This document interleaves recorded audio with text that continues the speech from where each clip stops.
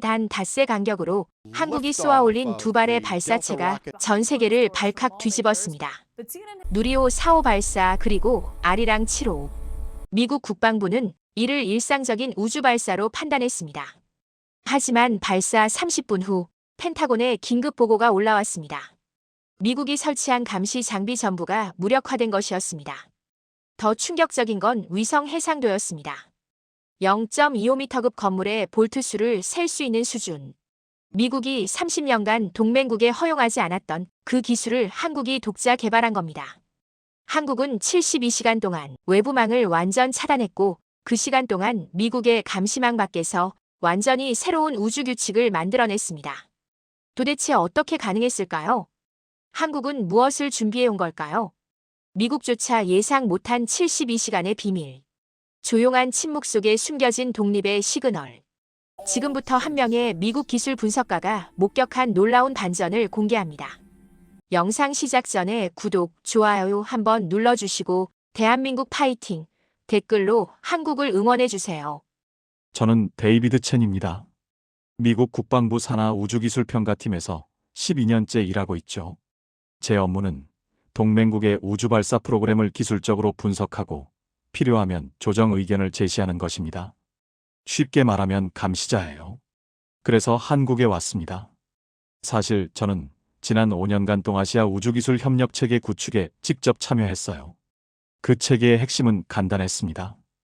미국이 제공하는 핵심 부품과 기술 표준을 동맹국들이 따르고 그 대가로 우리는 그들의 발사 데이터와 위성 정보를 공유받는 거죠. 일종의 보이지 않는 천장이 있었어요. 동맹국들은 그 선을 넘지 않고 우리는 그들을 보호하는 구조였습니다. 한국도 그 틀 안에 있었고요. 그런데 6개월 전부터 상황이 달라지기 시작했습니다. 한국이 0.25m급 해상도를 가진 정찰위성을 독자 개발한다는 정보가 들어왔어요. 그건 단순한 기술 발전이 아니었습니다. 미국이 설정한 기술 상한선, 즉 그 보이지 않는 천장을 넘는 행위였죠. 게다가 누리호라는 자체 발사체로 쏘아 올린다는 계획까지 포함되어 있었습니다. 본부는 즉각 비상경보를 울렸어요. 한국이 제한선을 넘었다. 저 역시 그 판단에 동의했습니다. 동맹국이라 해도 함부로 넘어선 안 되는 벽이 있으니까요. 그래서 저를 파견한 겁니다. 기술적 분석과 함께 필요하면 제동을 걸기 위해서요. 인천공항에 내렸을 때 하늘은 맑았습니다. 가을 바람이 생각보다 차갑게 느껴졌지만 그것보다 더 이상한 건 공항 도착 로비에서 받은 첫인상이었어요. 한국항공우주연구원 측 담당자는 정중했지만 어딘가 거리감이 있었습니다. 악수할 때 손에 힘이 없었고 눈빛은 공손하되 깊이가 없었어요. 마치 형식적인 절차를 밟는 사람처럼요. 차를 타고 나로우주센터로 이동하는 내내 창밖 풍경을 보면서도 머릿속엔 브리핑 자료가 맴돌았습니다. 누리호 3차 발사와 정찰위성 1호기 발사가 닷새 간격으로 예정되어 있었죠. 두 발사 모두 성공하면 한국은 사실상 독자적 우주감시 능력을 확보하게 됩니다. 문제는 그 정찰위성의 해상도였어요. 0.25m급 광학체계라는 건 건물의 창문까지 식별할 수 있는 수준입니다. 미국의 동맹국 중 이 수준에 도달한 나라는 없었어요. 센터에 도착한 첫날 저녁 환영 만찬 자리에서 느낀 분위기는 제 예상과 완전히 달랐습니다. 보통 이런 상황이면 긴장감이 감돌아야 정상이에요. 닷새 간격 이중 발사라는 건 어느 나라든 비상체제를 의미하니까요. 실패하면 국가 이미지에 치명타고 성공해도 국제관계의 파장이 예상되는 상황이었죠.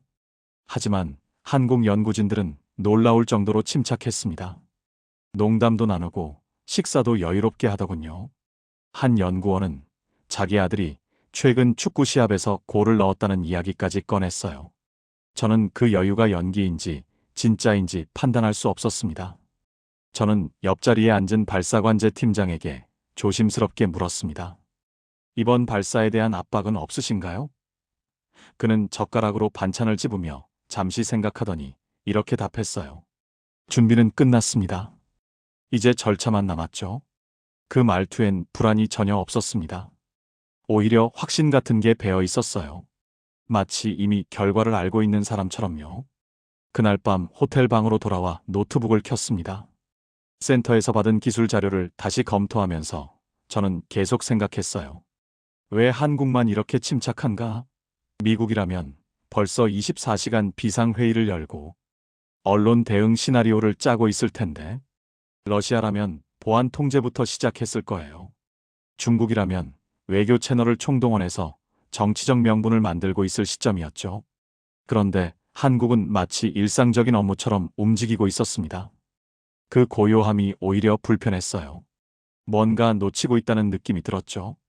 그들이 우리를 속이고 있는 걸까? 아니면 정말로 자신들이 완벽하게 준비했다고 믿는 걸까? 혹시 우리가 모르는 백업 계획이라도 있는 걸까? 창밖으로 보이는 어두운 바다 위로 발사장의 불빛이 깜박였습니다. 저는 그 빛을 보며 처음으로 스스로에게 물었어요. 이 침묵의 의미는 뭘까? 그 질문은 답 없이 밤 공기 속으로 흩어졌고, 다음 날 아침 제가 목격할 장면의 서막이 되었습니다. 다음 날 아침 일찍 센터에 도착했습니다. 발사관 제동에 들어서자 가장 먼저 눈에 들어온 건 엔지니어들의 움직임이었어요. 저는 12년간 여러 나라의 발사장을 다녀봤습니다. 프랑스령 기아나의 아리안 스페이스, 일본의 다네가시마, 인도의 스리하리코타까지요. 어느 곳이든 발사 직전엔 특유의 긴장감이 있었습니다. 사람들이 빨리 움직이고 확인 절차가 반복되고 때론 불필요한 대화가 오가면서 불안을 감추려 하죠. 그런데 이곳은 달랐습니다. 한국 엔지니어들의 손끝엔 헛된 동작이 없었어요. 키보드를 두드릴 때도, 계기판을 확인할 때도, 서로 신호를 주고받을 때도 마치 오랜 연습 끝에 완성된 오케스트라 같았습니다. 작은 경고음 하나에도 즉각 반응했지만 그 안엔 당황이 아니라 익숙함이 배어 있었어요. 저는 관제실 뒤편 모니터링 구역에 자리를 잡았습니다. 미국 측 기술진 3명과 함께 한국의 시스템을 관찰하는 게 제 임무였죠. 화면엔 실시간으로 누리호의 연료 주입 상태, 엔진 온도, 기상 데이터가 표시되고 있었습니다. 모든 수치가 정상 범위 안에 있었어요. 너무 정상이어서 오히려 의심스러울 정도였죠. 점심 무렵 저는 뜻밖의 장면을 목격했습니다. 제 옆 테이블에 앉아있던 한국 연구원이 태블릿을 꺼내 뭔가를 검색하려는 듯 했어요. 하지만 화면을 보더니 작게 한숨을 쉬고는 옆 동료에게 말했습니다. 인터넷 안 되네. 오늘도 내부망만 사용하나 봐. 동료는 고개를 끄덕이며 아무렇지도 않게 답했어요. 어제부터 그랬잖아. 발사 끝날 때까지 계속 그럴 거야. 저는 그 대화에 귀를 기울였습니다. 발사 당일에 보안을 강화하는 건 당연한 일이에요. 하지만 어제부터라는 말이 걸렸습니다. 일반적으로 외부망 차단은 발사 6시간 전부터 시작하거든요. 그런데 어제부터였다면 이미 24시간 이상 지속된 셈이었죠. 오후 3시쯤 저는 슬쩍 자리를 뜨고 보안관리실로 향했습니다. 미국 측 옵서버로서 저는 센터의 보안 기록에 제한적으로 접근할 수 있었어요. 담당자에게 최근 사흘간의 네트워크 로그를 요청했습니다. 일상적인 확인 절차입니다라고 말하면서요. 화면에 나타난 데이터를 보는 순간 저는 미간을 찌푸렸습니다. 연구동 전체의 외부 인터넷 연결이 72시간 전부터 완전히 차단되어 있었어요. 정확히는 발사 사흘 전 오전 8시부터였습니다.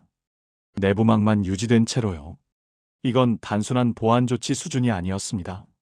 뭔가 큰 작업이 진행 중이라는 신호였죠. 저는 담당자에게 물었습니다. 이렇게 오래 차단하는 게 정상 절차인가요? 그는 잠시 망설이더니 조심스럽게 답했어요. 특별 지시사항입니다. 세부 내용은 저도 모릅니다. 그 말투엔 더 이상 묻지 말라는 뉘앙스가 있었습니다. 저녁 무렵 관제동으로 돌아왔을 때 분위기는 여전히 고요했습니다. 사람들은 제자리에서 묵묵히 자기 일을 하고 있었고 누구도 초조한 기색을 보이지 않았어요. 한 엔지니어는 커피를 마시며 창밖을 바라보고 있었고 다른 연구원은 동료와 조용히 웃으며 뭔가 이야기를 나누고 있었습니다. 저는 그 장면을 보며 이상한 기분이 들었어요. 겉으로는 평온한 미소, 내부는 완전 차단. 이 조합이 의미하는 건 뭘까요? 협조가 아니라 침묵 속의 준비였습니다. 그들은 뭔가를 숨기고 있는 게 아니라 뭔가를 완성하고 있었던 거예요. 저는 그날 밤 호텔로 돌아가며 생각했습니다. 72시간 동안 외부와 완전히 단절한다는 건 무슨 의미일까? 단순히 정보 유출을 막기 위한 걸까? 아니면 외부의 간섭을 차단하려는 걸까? 혹시 우리가 모르는 마지막 조정 작업이 진행되고 있는 건 아닐까? 그때는 몰랐습니다. 그 72시간이 나중에 모든 걸 설명하는 열쇠가 될 줄은요. 저는 그것을 단순한 회피 전략으로 오해했습니다. 하지만 실제로는 한국이 완전히 새로운 규칙을 만들어내는 시간이었죠. 그 오해가 뒤에서 거대한 반전으로 돌아올 줄은 꿈에도 몰랐습니다. 발사대의 조명이 밤하늘을 밝히는 걸 보며 저는 다시 한번 의문을 품었어요. 이 조용함은 확신인가 아니면 연기인가? 내일이면 답을 알 수 있을 거라 생각했습니다. 누리호 발사 준비가 본격적으로 시작된 건 발사 당일 오전 9시였습니다. 저는 미국 측 기술진과 함께 관제실 모니터링 스테이션에 앉아 있었어요. 우리 앞 화면엔 누리호의 모든 데이터가 실시간으로 표시되고 있었습니다. 연료 주입률, 엔진 온도, 추력 벡터 제어, 텔레메트리 패킷 구조까지요. 기술자의 눈으로 보면 장비 수준은 단번에 드러납니다. 저는 12년간 수십 개의 발사 시스템을 분석해 왔어요. 러시아의 소유주는 견고하지만 낡았고 유럽의 아리아는 정교하지만 느렸습니다.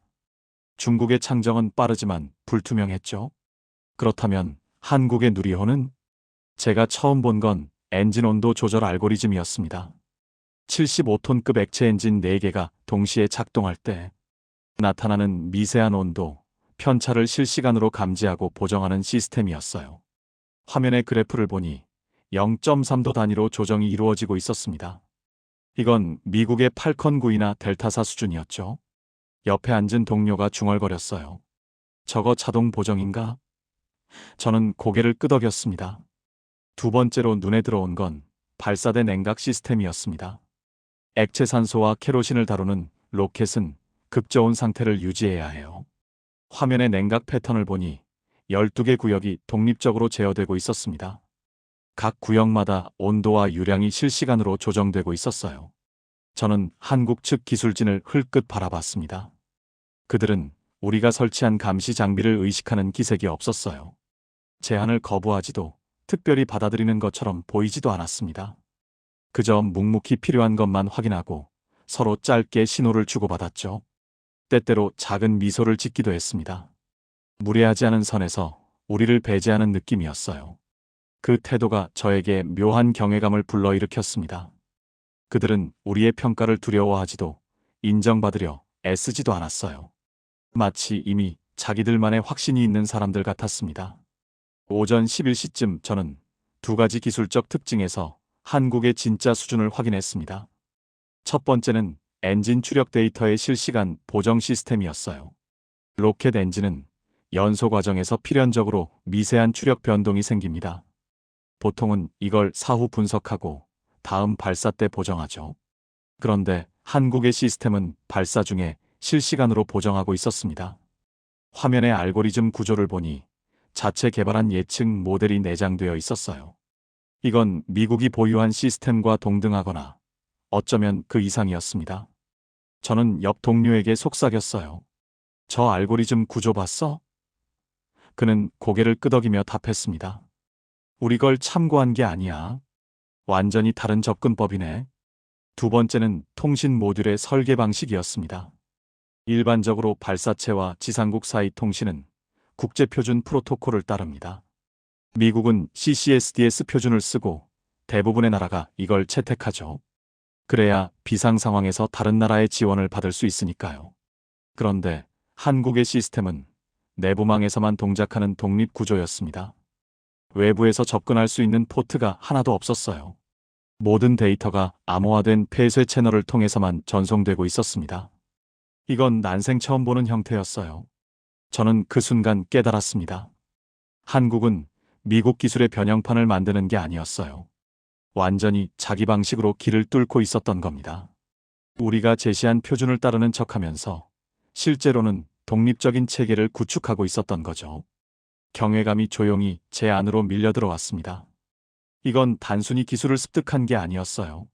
자신들만의 철학으로 시스템을 설계하고 그걸 현실로 만들어낸 거였습니다. 72시간 동안 외부망을 차단한 이유도 이해가 됐어요. 그들은 외부 간섭 없이 오로지 자기들만의 기준으로 마지막 조정을 하고 있었던 겁니다. 발사 2시간 전 관제실에 긴장감이 흐르기 시작했습니다. 하지만 그건 불안이 아니라 집중의 공기였어요. 한국 연구진들은 여전히 침착했습니다. 저는 창밖의 발사대를 바라보며 생각했어요. 이들은 이미 우리와 다른 수준의 결심을 가진 사람들이다. 그 결심은 곧 증명될 것이다. 경이감은 다음 갈등을 향해 더 깊어졌고 저는 그 흐름을 막을 수 없었습니다. 누리호 발사 1시간 전 저는 미국 본부와 긴급 화상 회의를 했습니다. 국방부 우주정책국장이 직설적으로 물었어요. 한국 측의 협조 수준은 어떤가? 저는 잠시 망설였습니다. 한국은 우리의 모든 요구를 표면적으로는 수용했어요. 관제실 접근 허가, 데이터 모니터링 권한, 백업 시스템 설치까지요. 하지만 어딘가 거리감이 있었습니다. 형식은 지키되 본질은 공유하지 않는 느낌이었죠. 협조적입니다. 다만 그들만의 방식이 있는 것 같습니다. 국장은 눈썹을 치켜 올렸습니다. 그들만의 방식? 데이비드, 한국은 우리의 기술 지원을 받은 나라야. 그 말은 우리가 제시한 표준과 절차를 따라야 한다는 뜻이지. 저는 고개를 끄덕였습니다. 그의 말이 틀린 건 아니었어요. 미국 본부는 지난 10여 년간 한국을 관리 가능한 기술 파트너로 분류해 왔습니다. 그 전제 위에 정책과 통제가 설계되어 있었고 저 역시 오랫동안 그 틀 안에 있었죠. 한국은 우리의 위성 부품을 사용하고 우리의 발사 프로토콜을 참고하고 우리의 승인을 받아 발사 일정을 조율했습니다. 그런데 이번엔 뭔가 달랐어요. 한국은 모든 절차를 따르는 것처럼 보였지만 실제로는 자기들만의 영역을 조용히 확보하고 있었습니다. 누리호의 모든 텔레메트리 데이터를 실시간으로 받아야 해. 그게 협력의 기본이야. 저는 회의가 끝난 후 발사관제 팀장을 찾아갔습니다. 저는 조심스럽게 본부의 요청을 전달했어요. 모든 텔레메트리 데이터를 실시간으로 공유해 주실 수 있나요? 팀장은 잠시 생각하더니 고개를 끄덕였습니다. 물론입니다. 이미 공유하고 있지 않습니까? 그의 표정은 평온했어요. 하지만 눈빛 어딘가에 미묘한 거리감이 있었습니다. 마치 우리가 보여주기로 한 것은 보여주고 있다고 말하는 것 같았죠. 문제는 발사 30분 전에 터졌습니다. 우리가 구축한 백업 모니터링 시스템이 이상 반응을 보이기 시작한 거예요. 데이터 일부가 지연되고 몇몇 항목은 분절되었습니다. 저는 옆에 앉은 미국 측 기술진에게 물었습니다. 엔진 온도 데이터 보이나? 그는 화면을 확인하더니 고개를 저었어요. 5초 전 데이터가 마지막이야. 이상했습니다. 한국 측 메인 모니터에는 모든 데이터가 실시간으로 표시되고 있었어요. 하지만 우리의 백업 시스템에는 일부만 들어오고 있었죠. 한국 엔지니어들은 아무 말이 없었어요. 당황한 기색도 없이 그저 자기들의 모니터만 확인할 뿐이었습니다. 마치 예상했던 듯이요. 저는 즉시 미국 본부에 연락했습니다. 데이터 전송에 문제가 있습니다. 재밍 테스트를 준비하겠습니다. 재밍 테스트는 우리의 최후 수단이었어요. 한국이 의도적으로 데이터를 제한하고 있다면 우리는 전파 간섭을 통해 그 사실을 확인할 수 있었습니다. 물론 이건 동맹국에 대한 신뢰를 시험하는 행위였죠. 제가 본부와 통신하는 동안 한국 측의 표정이 살짝 굳는 걸 봤습니다. 팀장이 옆 연구원과 짧게 눈빛을 주고받았어요. 그 눈빛엔 당황이 아니라 분석적인 거부감이 담겨 있었습니다. 마치 우리를 시험하려는 거군 이라고 읽히는 표정이었죠. 그 순간 저는 처음으로 느꼈습니다. 미국이 사용하는 통제의 언어가 더 이상 통하지 않을 거라는 걸요. 우리는 한국을 여전히 기술 수혜국으로 보고 있었지만 그들은 이미 다른 수준에 도달해 있었습니다. 발사 15분 전 관제실의 공기가 무거워졌습니다. 한국 연구진들은 여전히 침착했지만 이전과는 다른 긴장감이 흘렀어요. 그들은 우리의 재밍 준비를 알아차린 것 같았습니다. 대립은 조용히 시작됐습니다. 아무도 소리를 높이지 않았고 아무도 직접적인 비난을 하지 않았어요. 하지만 그 침묵 속에서 두 개의 다른 세계관이 충돌하고 있었습니다. 통제를 원하는 미국과 독립을 선택한 한국. 저는 그 충돌의 한가운데 서 있었습니다. 한국이 숨기고 있는 것은 단순한 기술 데이터가 아니었습니다. 그건 새로운 질서를 향한 결심이었어요. 그리고 그 결심은 곧 증명될 예정이었습니다. 발사대의 카운트다운이 시작되는 순간, 저는 모든 것이 바뀔 거라는 예감을 지울 수 없었습니다. 카운트다운이 시작됐습니다. 10, 9, 8. 관제실의 모든 시선이 대형 스크린에 고정됐어요. 누리호의 엔진에서 하얀 증기가 피어오르기 시작했습니다. 저는 옆자리의 미국 측 기술진과 함께 우리의 제밍 장비를 최종 점검했어요. 3, 2, 1 점화. 엄청난 불길이 발사대를 감쌌고 누리호가 천천히 상승하기 시작했습니다. 관제실에서 환호성이 터져나왔지만 저는 환호할 수 없었어요. 우리의 임무는 축하가 아니라 확인이었으니까요. 발사 후 30초, 저는 옆 동료에게 신호를 보냈습니다. 그는 고개를 끄덕이며 제밍 신호를 전송하기 시작했어요. 우리가 사용한 건 GPS 방해 주파수였습니다. 위성의 항법 시스템을 교란시켜 텔레메트리 데이터의 일부를 흔들리게 만드는 거죠. 강도는 낮게 설정했어요. 발사 자체를 방해할 생각은 없었으니까요. 다만 한국이 정말로 독립적인 시스템을 구축했는지 확인하고 싶었습니다. 신호가 전송됐습니다. 이론적으로는 최소한 텔레메트리의 일부라도 흔들려야 했어요. GPS 신호가 교란되면 위성의 정확한 위치 추적이 어려워지고, 그러면 데이터 전송에 미세한 지연이 생기거든요. 하지만 화면은 아무 변화도 보이지 않았습니다. 누리호의 비행 데이터는 완벽하게 안정적이었어요. 고도, 속도, 자세 제어, 모든 수치가 정확하게 업데이트되고 있었습니다. 저는 동료에게 속삭였어요. 강도 올려봐.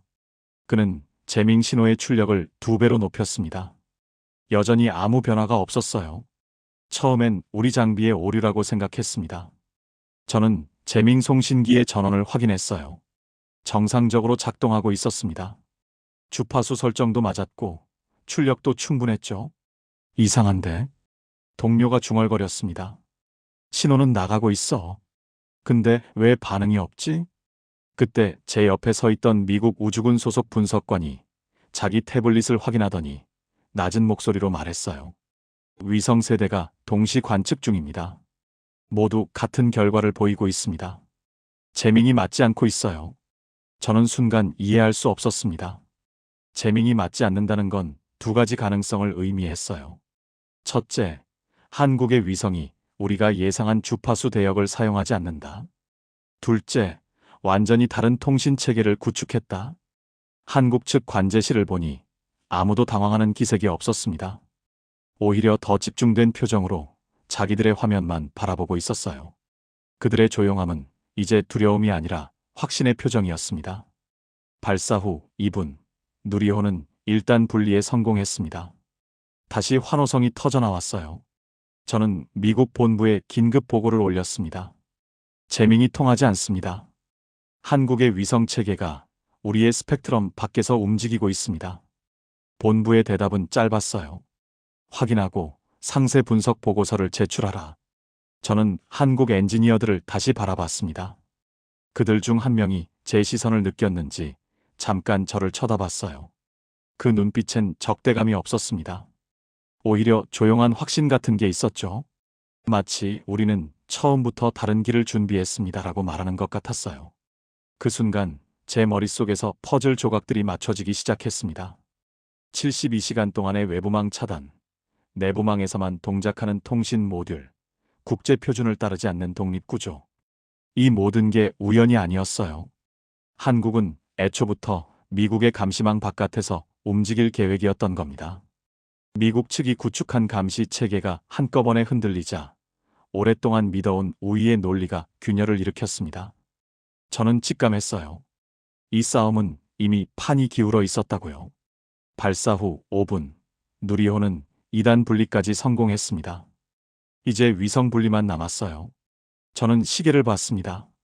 30분 후면 모든 게 밝혀질 겁니다.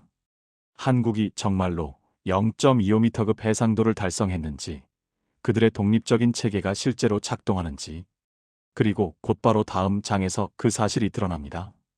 우리가 몰랐던 30분이 세상을 바꾸게 됩니다. 저는 숨을 깊이 들이마시며 기다렸어요. 두려움과 경외감이 뒤섞인 채로요. 위성 분리가 성공했다는 신호가 관제실에 울려 퍼졌습니다. 한국 연구진들 사이에서 박수와 환호가 터져나왔어요. 하지만 저는 박수칠 수 없었습니다. 진짜 시험은 이제부터였으니까요. 저는 시계를 봤어요. 위성이 정상 궤도에 안착하고 첫 영상을 전송하기까지 약 30분이 걸릴 예정이었습니다. 그 30분이 모든 걸 결정할 거였어요. 한국이 주장한 0.25m급 해상도가 실제로 달성됐는지, 그들의 독립체계가 제대로 작동하는지. 미국 본부에서는 이미 위성 세대를 동원해 한국의 정찰 위성을 추적하고 있었습니다. 만약 한국이 거짓말을 했다면 우리는 그 증거를 확보할 수 있을 거였어요. 반대로 만약 그들이 정말로 성공했다면 저는 그 이후를 상상하고 싶지 않았습니다. 관제실의 분위기는 묘하게 나뉘어 있었어요. 한국 측은 조용히 축하하며 서로 어깨를 두드리고 있었고, 미국 측은 긴장된 표정으로 각자의 화면만 응시하고 있었습니다. 20분이 지났습니다. 한국 측 팀장이 대형 스크린 앞으로 걸어갔어요. 곧 첫 번째 영상이 전송됩니다. 제 심장이 빨리 뛰기 시작했습니다. 25분, 26분, 27분. 화면에 로딩바가 나타났습니다. 천천히 차오르는 발을 보며 저는 숨을 참았어요. 그리고 30분이 지난 순간 대형 스크린이 환하게 빛났습니다. 영상이 떠올랐어요. 저는 그 순간을 평생 잊지 못할 겁니다. 화면에 나타난 건 서울 도심의 위성사진이었어요. 하지만 제가 지금까지 본 어떤 위성사진과도 달랐습니다. 건물의 창문이 하나하나 보였어요. 옥상의 환기구, 주차장의 차량 번호판, 심지어 도로 위 자전거 타는 사람의 헬멧까지 식별할 수 있었습니다. 저는 화면에 더 가까이 다가갔어요. 확대해서 보니 차체의 그을림 자국까지 또렷했습니다. 지붕의 볼트 수를 셀 수 있을 정도였어요. 이건 0.25m급이 아니었습니다. 어쩌면 그보다 더 높은 해상도일 수도 있었죠. 옆에서 미국 측 영상 분석관이 중얼거렸습니다. 이건 믿을 수가 없어. 우리 최신 위성과 동급이야. 저는 한동안 말을 잃었습니다. 기술자로서 12년간 쌓아온 기준들이 무너지는 소리가 들렸어요. 저는 늘 미국이 최고라고 믿었습니다. 우리의 기술이 가장 앞서 있고 다른 나라들은 그저 우리를 따라오는 거라고요. 하지만 지금 제 눈앞의 화면은 그 모든 믿음을 산산조각 내고 있었습니다. 저는 한국 연구진들을 바라봤어요. 몇몇은 조용히 울고 있었습니다. 어깨가 떨리고 눈물을 닦는 손이 보였어요. 그 눈물이 무엇을 의미하는지 저는 알 수 있었습니다. 이건 단순한 기술 성공이 아니었어요. 오랫동안 감내해야 했던 의심, 끊임없이 증명해야 했던 능력, 그 모든 것에 대한 답이 지금 화면 위에 있었습니다. 존경. 그 감정은 억지로 밀어낼 수 있는 종류가 아니었습니다. 제 안에서 저절로 솟아올랐어요. 이들은 누군가를 이기기 위해 이 기술을 만든 게 아니었습니다. 스스로를 증명하기 위해, 자기들의 능력을 세상에 보여주기 위해 이 길을 걸어온 거였어요. 미국의 재민이 통하지 않은 이유도 단숨에 이해됐습니다. 이들은 72시간 동안 완전히 새로운 운영체계를 만들어낸 거였어요. 우리가 만든 틀 밖에서 우리의 예상을 뛰어넘는 방식으로요. 저는 발사관제 팀장에게 다가갔습니다. 저는 조용히 말했습니다. 축하합니다. 그는 저를 돌아보며 작게 미소 지었습니다. 감사합니다. 그의 목소리는 떨리고 있었어요. 하지만 그 떨림 속에는 자부심이 가득했습니다. 저는 그 순간 깨달았습니다. 한국을 더 이상 피감독국으로 볼 수 없다는 걸요. 그들은 이미 우리와 다른 수준의 결심을 가진 하나의 독립된 기술 문명이었습니다. 미국이 허락해서가 아니라 스스로의 힘으로 이 자리에 선 거였어요. 화면의 영상은 계속 업데이트되고 있었습니다. 부산항구, 인천공항, 판문점 일대, 모든 영상이 놀라운 선명도를 보여주고 있었어요. 저는 조용히 자리로 돌아와 앉았습니다. 이제 미국 본부에 뭐라고 보고해야 할까요? 저는 노트북을 열며 생각했습니다. 솔직하게 쓸 수밖에 없다고요. 한국은 더 이상 우리의 통제 안에 있지 않습니다. 그들은 독립했습니다. 그날 저녁 저는 호텔 방에서 미국 본부에 보낼 보고서를 작성하고 있었습니다. 키보드를 두드릴 때마다 손가락이 무겁게 느껴졌어요. 무엇을 어떻게 써야 할까요? 한국이 성공했다는 사실만 전달하면 될까요? 아니면 그 이상의 의미를 설명해야 할까요? 저는 창밖을 바라봤습니다. 어두운 바다 위로 나로우주센터의 불빛이 여전히 밝게 빛나고 있었어요. 발사가 끝났는데도 연구동의 불은 꺼지지 않았습니다. 그 불빛을 보며 저는 문득 궁금해졌어요. 72시간 동안 그들은 정확히 무엇을 했던 걸까? 다음 날 아침, 저는 다시 센터로 향했습니다. 공식적인 일정은 끝났지만 제게는 아직 답을 찾지 못한 질문들이 남아 있었어요. 한국 측 팀장을 만나 조심스럽게 물었습니다. 72시간 동안 외부망을 차단한 이유를 여쭤봐도 될까요? 그는 잠시 생각하더니 회의실로 저를 안내했습니다. 테이블에 앉아 커피를 한 모금 마신 후 그가 말을 시작했어요. 솔직히 말씀드리겠습니다. 우리는 미국을 속이려 한 게 아닙니다. 다만 간섭받지 않고 싶었을 뿐입니다. 저는 고개를 끄덕였습니다. 간섭이라고 하시면 위성의 통신 프로토콜을 완전히 새로 설계했습니다. 국제 표준을 따르지 않는 독자 체계였죠. 만약 그 작업을 외부망이 연결된 상태에서 했다면 미국 측에서 즉시 감지했을 겁니다. 그러면 제동이 걸렸을 테고요. 저는 그 말의 의미를 천천히 곱씹었습니다. 한국은 우리를 속인 게 아니었어요. 우리의 간섭이 닿지 않는 곳에서 새로운 우주 규칙을 쓰고 있었던 겁니다. 72시간이면 충분했나요? 팀장은 작게 웃었습니다. 아니요. 사실 6개월 전부터 준비했습니다. 하지만 마지막 통합 작업에 72시간이 필요했어요. 모든 시스템을 독립 모드로 전환하고 외부 의존성을 완전히 제거하는데요. 저는 연구동의 불이 꺼지지 않았던 이유를 떠올렸습니다. 기술자들이 흐트러짐 없이 움직였던 이유, 침착함을 잃지 않았던 이유, 그 모든 조각이 하나씩 맞춰지기 시작했어요. 정보 차단은 항복 준비가 아니었군요. 맞습니다. 창조를 위한 고립이었습니다. 저는 그 말에 깊이 공감했습니다. 미국 본부는 한국의 침묵을 우발적 충돌로 해석했어요. 하지만 저는 이제 알 수 있었습니다. 한국은 한 번도 혼란스러워한 적이 없었다고요. 오히려 우리가 갈등과 통제로 흔들리는 동안 그들은 조용히 완성을 향해 나아갔던 겁니다. 왜 미국 표준을 따르지 않으셨나요? 협력이 더 쉬웠을 텐데요. 팀장은 잠시 망설이더니 솔직하게 답했습니다. 협력과 종속은 다릅니다. 미국의 표준을 따르면 협력은 쉬워지지만 동시에 우리의 선택권도 제한됩니다. 언제든 미국이 원하면 우리의 위성을 무력화할 수 있죠. 우리는 독립을 원했습니다. 저는 그 말을 듣고 아무 말도 할 수 없었습니다. 그는 틀리지 않았어요. 미국의 우주기술 협력 체계는 표면적으로는 상호 이익이지만 실제로는 통제 구조였습니다. 우리는 그걸 동맹국 보호라고 불렀지만 그들의 입장에서는 감시였던 거죠. 제밍 테스트도 예상하셨나요? 그는 고개를 끄덕였습니다. 어느 정도는요. 그래서 완전히 다른 주파수 대역을 사용하도록 설계했습니다. 미국의 예상 범위 밖에서요. 저는 한숨을 내쉬었습니다. 우리는 한국이 우리의 틀 안에서 움직일 거라고 가정했어요. 하지만 그들은 애초부터 그 틀 밖에 있었습니다. 이제 어떻게 되는 건가요? 미국과의 관계는요? 팀장은 창밖을 바라봤습니다. 그건 미국이 선택할 문제입니다.